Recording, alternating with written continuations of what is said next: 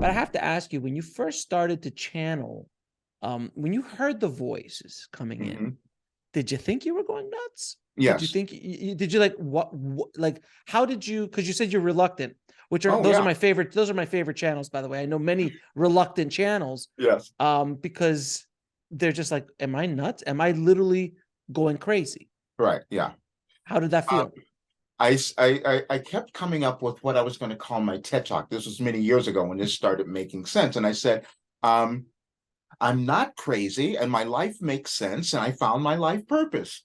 That's what, but I felt that way for most of the time. And everybody else thought I was a little nuts too, because I kept making these ridiculous changes in my life, but I knew that I had to. I've always been an empathetic person. I love people. I just love helping. That's just been who I am, which has also gotten me into trouble a lot of times in my life because I just give and give. But I know that I had to get out of my own way.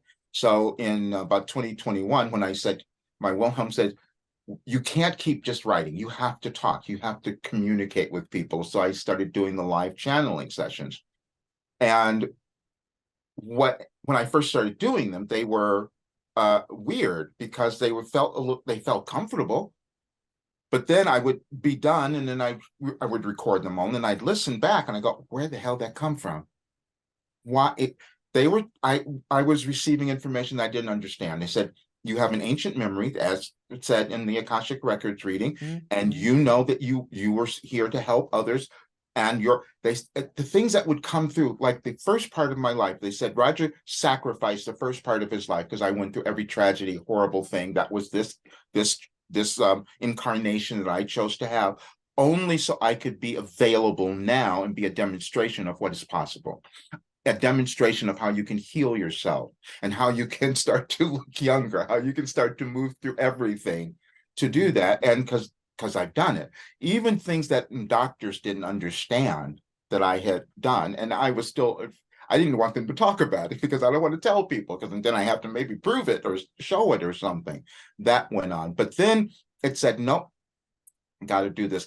There was when I put people into this program in December of 2021 and saw the results. The funny thing was, uh, I said, I have to trust myself. And so on the first in December, I did it. And then we had a meeting. So I had a weekly group call with everyone because I knew that if I met with them, that there would be no problem. I could address whatever they might be stuck on or not moving through. But I didn't want to read any of their assignments before because I thought I'm going to be doubting myself. So I didn't do that until the night before the first meeting we were going to have. And then I'm reading this stuff and I'm freaking out because people were coming to awarenesses about themselves that took me decades to kind of figure out and put together. And I kept reading, and I stayed up all night doing this before I was late for the meeting the next morning with the group. But I got them back and I told them what had happened because I was just so blown away. But they said, you don't understand. That's how evolution happens. You each come into the world to learn, to experience, gain knowledge and wisdom, and you give it back to others. How do you think the world is different? Mm. And at certain times, certain people will create new inventions. And they said, we gave you a philosophy, and it's a philosophy for the new world, because you're Mm. all trying to create the new world where you let go of your anger, your Mm. judgment, your hatred of yourself. They said, you got to start with you first. And they said, you've been doing that. Then they took me back to 2016, because that's when they started grooming me to move here. They had me write an article, and I said, I might be slightly racist with misogynistic tendencies. Wow. And they said, yes, you all have systemic things within you, no matter where you came from, that it's time to let them go. And I Yeah. had to be the example. And it was crazy because I'm writing this article and talking about these honest things that I thought, oh, if I saw Black people, I might be a little afraid. If I saw white people, I might be. That's all programmed. Right. That's within everyone. And then they said, look at where you grew up, your age. Women weren't equal, but why are you still making women separate? And Hmm. this is the shift that's going on. So they said in this particular period, you're going to see a global shift, and we see it right now, where you're going to try to decide on if you want democracies or autocracies.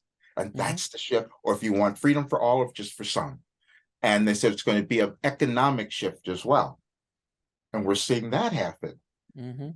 All the global markets and the whole bit, because you want something better. And the way you do that is by honoring who you are, every single person. To watch the full video, click on the link below. And don't forget to subscribe.